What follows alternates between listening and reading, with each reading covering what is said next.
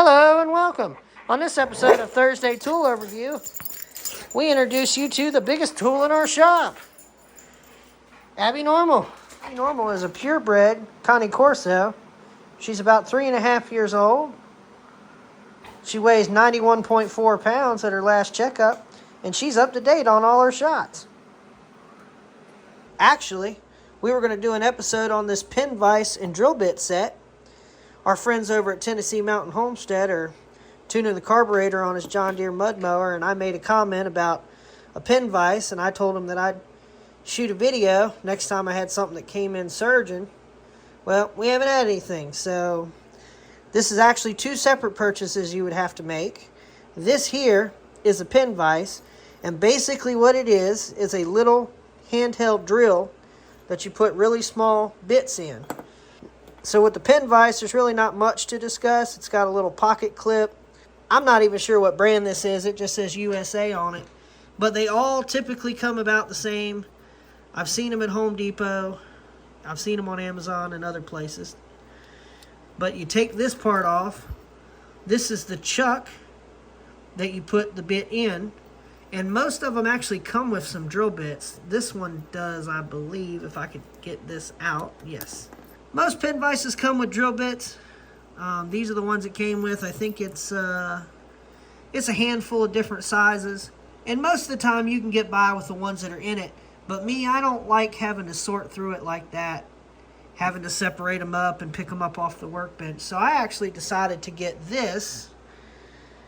This is a Gyros brand drill index with pin vise bits. As you can see, it follows the number system and it gives the thousandths measurement.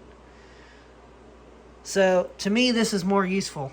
So to use a pin vise is pretty simple. You just figure out what size drill bit you need. Pull it out of your assortment.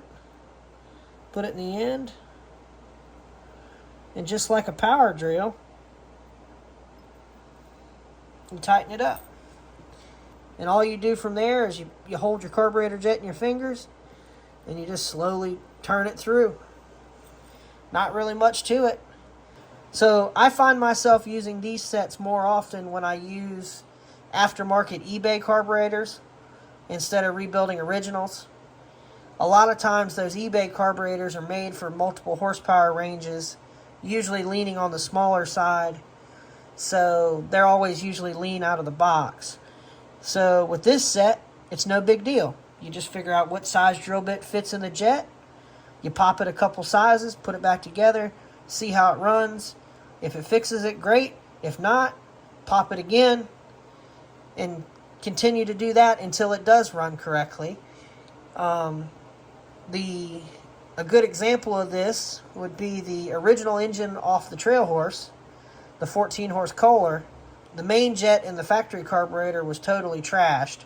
So I replaced it with a aftermarket carburetor. And I pulled that carburetor apart 3 times, drilling that jet out to get it right. But we finally got it right.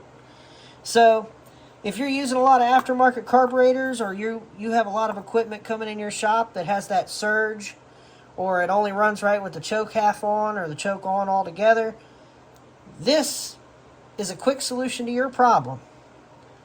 It's a lot easier to stock this than it is to stock a bunch of different jet sizes. Now again, this will only work if your engine's running too lean.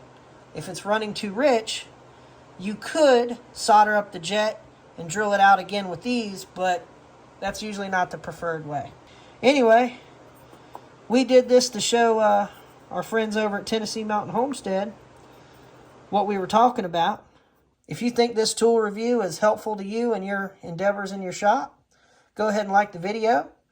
Share it with any of your friends that may find this tool useful. And don't forget to subscribe to the channel if you're not already.